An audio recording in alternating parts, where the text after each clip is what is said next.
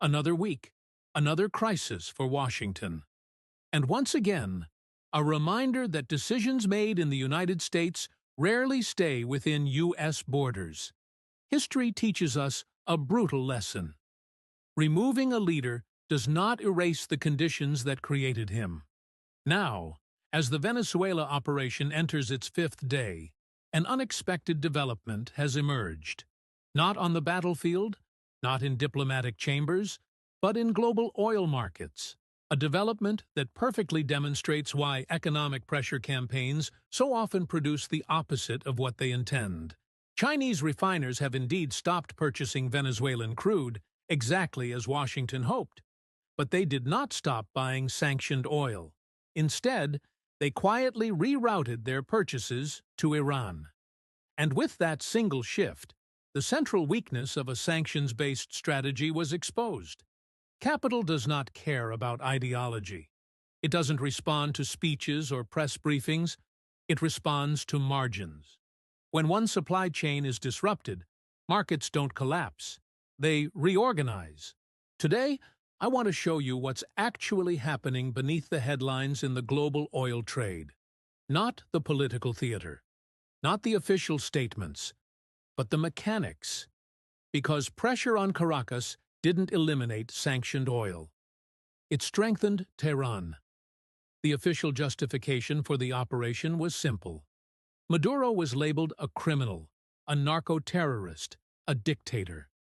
The United States would remove him, restore order, stabilize the region, and bring Venezuelan oil back into responsible hands. But Venezuela was never the true audience.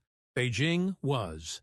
This operation was designed to deny China access to Western Hemisphere energy, protect dollar-based oil trade, and prove that Washington still holds the power to reshape markets through pressure.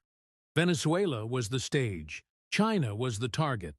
And China's response wasn't political, it was economic. China did not retaliate militarily. It did not escalate diplomatically. It simply adjusted its supply chains. Chinese buyers sourced their oil elsewhere, faster than U.S. planners anticipated. This pattern matters because it's not unique.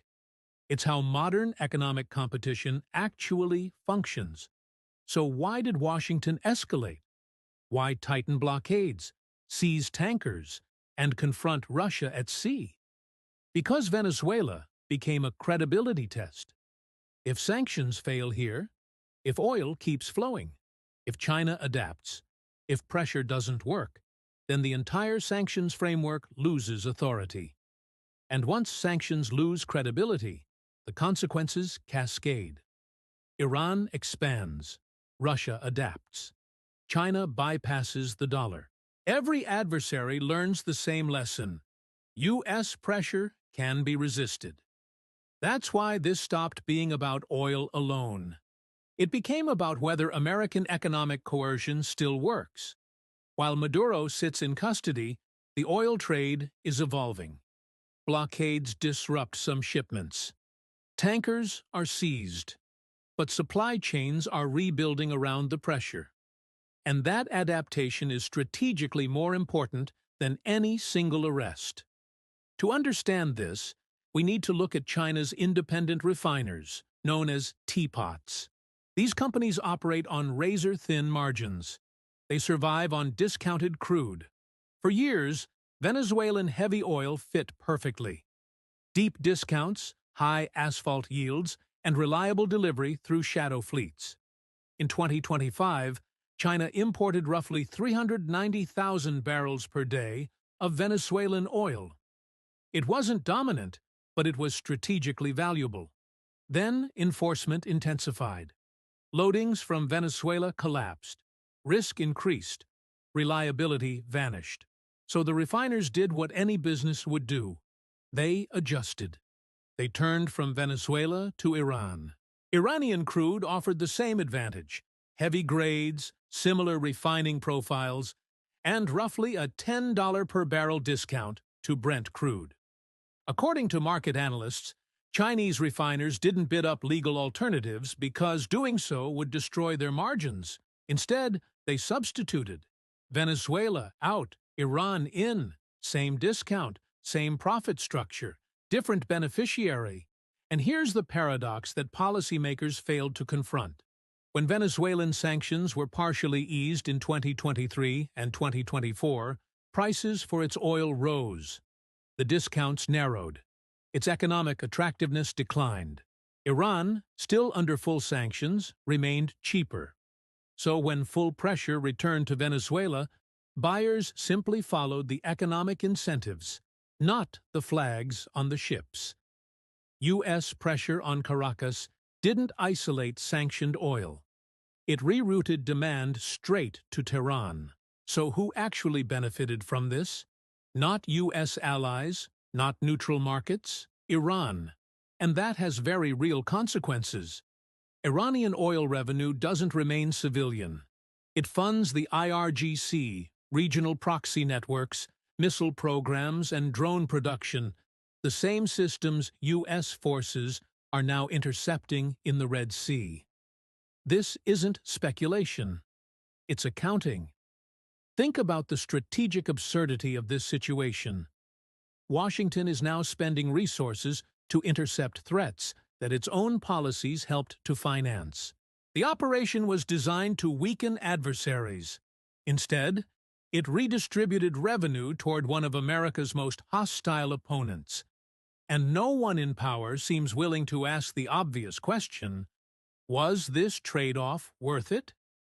Escalation continues because admitting failure is politically impossible. If Washington retreats now, the credibility of its entire sanctions architecture collapses. And if that happens, Iran expands, Russia adapts, and China accelerates its move away from the dollar. So Venezuela becomes a do-or-die test case, and right now, the results are ambiguous at best. The trade routes tell the whole story. Before, it was Venezuelan oil to China, with revenue going to Caracas.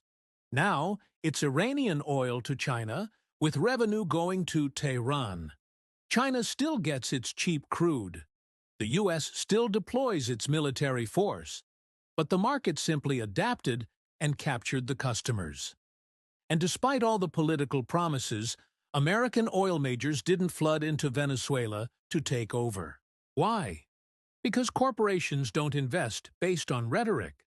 They require legal certainty, political stability, enforceable contracts, insurance coverage, and clear sanctions guarantees. None of those exist yet. So, Venezuelan production remains constrained, and Iranian supply keeps filling the gap. Meanwhile, sanctions enforcement has become a kind of naval theater. We see seizures, naval escorts, and shadow fleets playing cat and mouse. There are near-miss confrontations at sea. The line between economic pressure and military conflict is disappearing. Each tanker interception carries the risk of escalation. The diplomatic fallout in the region is growing, too. Latin America is responding. Colombia mobilized, Brazil, Mexico, Chile, Uruguay, and Spain issued joint condemnations. The message is consistent. Unilateral interventions undermine regional stability. This doesn't reverse the operation, but it definitely limits Washington's room to maneuver in the future. Europe expressed concern, and the UN warned of a dangerous precedent, but no enforcement followed. Power still moves faster than international law. The effects are felt at home, too, even if they're delayed. We're seeing higher military costs, rising insurance premiums for shipping, and volatility in global trade. Each shift is small on its own, but cumulatively, they contribute to a gradual erosion of the dollar's dominance. So what did this operation actually achieve? Maduro was removed, and his government was disrupted. But oil still flows, Iran gained market share, China adapted, U.S. allies are hesitating, enforcement has become militarized, and the very concept of sanctions has been weakened.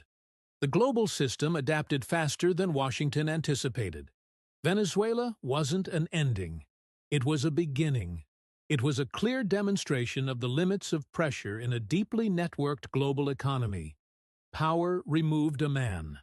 Markets rewrote the map, and the costs of that rewrite are only just beginning to appear. If removing a leader doesn't change the underlying economic forces, then what exactly was achieved? And more importantly, what comes next? Thanks for watching. If you found this analysis valuable, make sure to subscribe for more deep dives into the mechanics of global power. See you next time.